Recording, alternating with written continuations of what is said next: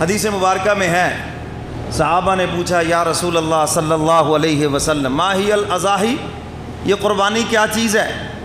تو حضور علیہ الصلاۃ والسلام نے ارشاد فرمایا یہ تمہارے دادا ابراہیم کی سنت ہے اور میں نے بھی اس سنت کو قیامت تک جاری رکھنا ہے۔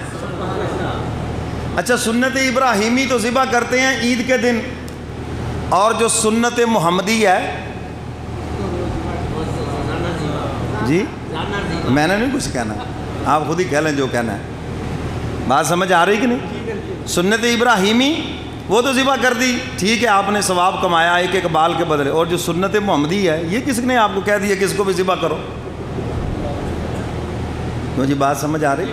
یہ حضور کی سنت ہے، اللہ اکبر، یہ مولوی کا حلیہ نہیں، یہ نبی کی سنت ہے۔ تو میرے محترم سامعین، قربانی کس پہ واجب ہے؟ پہلی تو بات یہ ہے کہ قربانی کیا چیز ہے؟ فرمایا دادا ابراہیم کی سنت، اور یہ میرا بھی طریقہ ہے، حضور فرماتے ہیں۔ صحابہ نے پوچھا یا رسول اللہ ہمیں کیا ملے گا؟ فرمایا ایک ایک بال کے بدلے مقبول نیکی ملے گی، اور فرمایا یہ تمہاری بخشش کا ذریعہ ہے۔ اچھا، قربانی کس پہ واجب ہے؟ جو صاحب نصاب ہے، جو کیا ہے بھائی؟ اچھا، صاحب نصاب کون ہے جی؟ جس کے پاس آج کے دور میں 52.5 تولہ چاندی یا اس کی قیمت موجود ہو اور جو اس کی ضرورت سے زائد ہو۔ یہ مسئلہ سمجھ لیں، چونکہ چاندی کی قیمت اوپر نیچے ہوتی رہتی ہے، بازار سے پوچھ لیں اندازہ ہے کوئی 70,000 روپے بنتا ہے۔ اب ایک آدمی کی اگر 70,000 تنخواہ ہے تو خالی تنخواہ پہ قربانی واجب نہیں ہوگی۔ کب ہوگی؟ کیونکہ ظاہر اس کے پورے مہینے کے اخراجات ہیں۔ جب اس کی تنخواہ سے زیادہ 70,000 ہوں، اس کی ضرورت سے زائد ہوں۔ اب جو ضرورت سے زائد ہیں اس کی تفصیل سنیں، یہاں بڑے لوگ جو ہیں وہ دھوکہ کھا جاتے ہیں، وہ کہتے ہیں جی قربانی تو ساڈے لگدی نہیں جی، اس غریب ہیں جی بڑے۔ میں نے کہا آپ کی ضرورت سے زائد ایک چیز یہ موبائل ہے جو آپ نے 70,000 کا لیا ہوا ہے، یہ بھی کاؤنٹ ہوگا، کیونکہ یہ ضروریات زندگی نہیں، فضولیات زندگی ہے۔ موبائل 1000 روپے کا بھی ہو، کام چل سکتا ہے، کیوں جی؟ سمجھ آئی بات کی؟ اور جب موبائل نہیں ہوتا تھا تو کیا خیال ہے، اس وقت دنیا نہیں جیتی تھی، اس وقت نظام نہیں چلتا تھا اس وقت بھی۔ اسی طرح گھر میں فریج رکھی ہوئی ہے، یعنی لگژری زندگی کی جتنی چیزیں ہیں، اے سی لگا ہوا ہے، ایئر کولر ہے، تو یہ ساری چیزیں کاؤنٹ ہوں گی۔ اور اسی طرح فقہا نے لکھا ہے یہ جو ہمارے کپڑے 3 سوٹ یہ ضروریات زندگی ہیں، اور یہ جو 35 سوٹ ہیں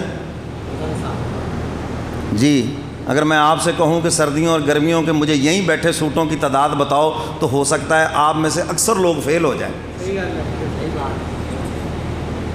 کیوں جی؟ ایسے ہے یہ نہیں؟ اور ہماری خواتین ماشاءاللہ جب بھی بات کرو جی کپڑے ہی نہیں ہیں، اور گھر میں الماریوں میں کپڑے رکھنے کی جگہ بھی نہیں ہے۔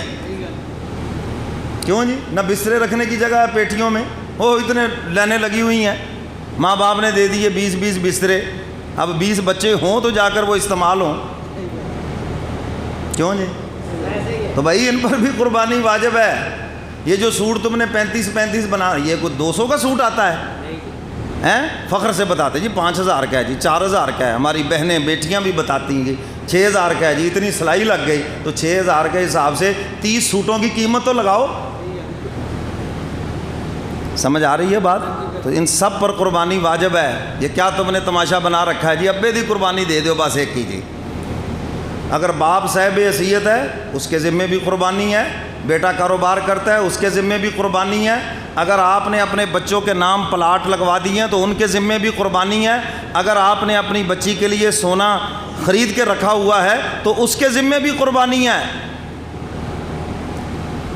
اور بیگم صاحبہ ان کے پاس زیورات ہیں تو اس کے ذمے بھی قربانی ہے۔ سمجھ آ گئی بات کہ نہیں؟ زیورات تو نہیں ہے لیکن سوٹوں کی برمار ہے، جوتوں کی برمار ہے جی، اور ساز و سامان کی بڑی برمار ہے، تو اس کے ذمے بھی قربانی ہے۔ قربانی ہوتی بھی قربانی سے ہی ہے، سمجھ آئی کہ نہیں؟ تو اس لیے میرے محترم سامعین، آج کل تو حصہ ڈالنا بڑا آسان ہے، گائے کا حصہ ہے 10-12 ہزار میں بڑی آسانی سے ہو جائے، 10-12 ہزار روپے تو ہوتا ہے تو اکثر بندے کے پاس، اتنا تو گیا گزرا کوئی نہیں۔ اور اگر یہ بات سن لو جو آدمی کوشش کر کے قربانی دیتا ہے ثواب تو ملنا ہی ملنا ہے۔ ایک اور تمہیں تجربے کی بات بتاتا ہوں، اگر وہ مقروض ہے اللہ اس کے قرضے اترنے کے اسباب پیدا فرما دیں گے، اور اگر وہ خوشحال ہے اور وہ قربانی خوشی سے دیتا ہے اللہ اس کو زندگی بھر کبھی مقروض نہیں ہونے دیں گے انشاءاللہ العزیز۔ یہ میرے اپنے ذاتی تجربے کی بات ہے، حق تعالیٰ اس کو خوشحال فرمائیں گے جو شوق سے قربانی دیتا ہے۔ تو اس لیے میری آپ حضرات سے یہ گزارش ہے کہ یہ شاعر اسلام میں سے ہے، اس کو ہر حال میں ادا کرو۔ اچھا کچھ آ جائیں قربانی مہنگی بڑی مہنگی ہے مولوی صاحب، میں نے کہا بیٹے سے بھی زیادہ مہنگی ہے، اگر بیٹے قربان کرنے پڑتے تو پھر 13,000 روپے کی کیا حیثیت ہے، کیا حیثیت ہے 50,000 روپے کی، کیا حیثیت ہے لاکھ روپے کی۔ دیکھ لو جب عبداللہ کی قربانی کا وقت آیا تو 100 اونٹ دے دیے کہ نہیں دیے؟ تو پھر اگر تمہیں یہ کہا جائے اگر بیٹے کو بچانا ہے تو اس کے بدلے 100 اونٹ دو، تو پھر وہ کرنے تھے نا، ہے؟ تو اللہ تعالیٰ نے یہ کتنا آسان کر دیا امت محمدیہ پر۔ اچھا کچھ وہ پڑھے لکھے جاہل ان کو کہا جا سکتا ہے، بظاہر وہ دانشور ہوتے ہیں، جی یہ قربانی کے بدلے رقم نہ صدقہ کر دیں۔ بھائی یہ قربانی تو پہلے ہی بیٹے کا بدل ہے یہ نہیں، اور بدل کا بدل نہیں ہوا کرتا۔ بیٹے کو قربان کرنا تھا، اللہ نے جان کی قربانی مانگی تو جان کے بدلے آیا جانور، اب تم کہتے ہو جی جانور کے بدلے کر دو پیسے۔ ایک لطیفہ میں نے پڑھا ایک جگہ پر، وہ اس مسئلے کو بڑا واضح کرتا ہے۔ ایک صاحب چلے گئے مہمان تو انہوں نے دیسی مرغی پکائی، اور دیسی مرغی جانتے ہیں نا، مولوی حضرات کھاتے ہیں، ہاں آپ تو نہیں کھاتے، مولوی لوگ وہ کھاتے ہیں زیادہ۔ تو دوسری مرتبہ وہ آئے، انہوں نے کہا انہوں نے تو کام پکڑ لیا ہے، وہ مرغی خود کھا گئے اور ان کو رکھا شوربہ۔ انہوں نے کہا جی یہ کیا چیز ہے؟ کہتا ہے جی یہ دیسی مرغی کا شوربہ ہے۔ اب پھر وہ جب تیسری مرتبہ آئے تو انہوں نے خالی پانی میں نمک مرچ ڈال دیا۔ انہوں نے کہا یہ کیا ہے؟ انہوں نے کہا یہ مرغی کے شوربے کا شوربہ ہے۔ سمجھ آئی نا؟ تو یہی تماشا تم کر رہے ہو ہیں جی، پہلے جب یہ بدل ہے جان کا تو اب کہتے جی نہیں اس کا بھی بدل آگے لے جاؤ تو یہ شوربے کا شوربہ ہی رہ جائے گا پھر، تو اس لیے اس کا بدل نہیں ہو سکتا بس۔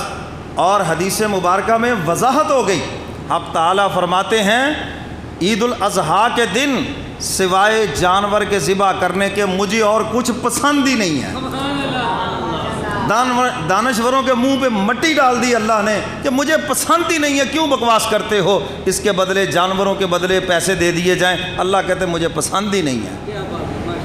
کیوں جی سمجھ آ گئی بات؟ میں اس دن صرف جانور کا خون بہانا مجھے پسند ہے بس، ہم تو وہ دیکھیں گے ہمارے رب کو کیا پسند ہے، ہم نہیں دیکھیں گے دنیا والوں کو کیا پسند ہے، ان دانشوروں کو کیا پسند ہے، یہ نام نہاد مذہبی سکالروں کو کیا پسند ہے، ہم تو دیکھیں گے اللہ کو کیا پسند ہے اور اس کے محبوب کو کیا پسند ہے۔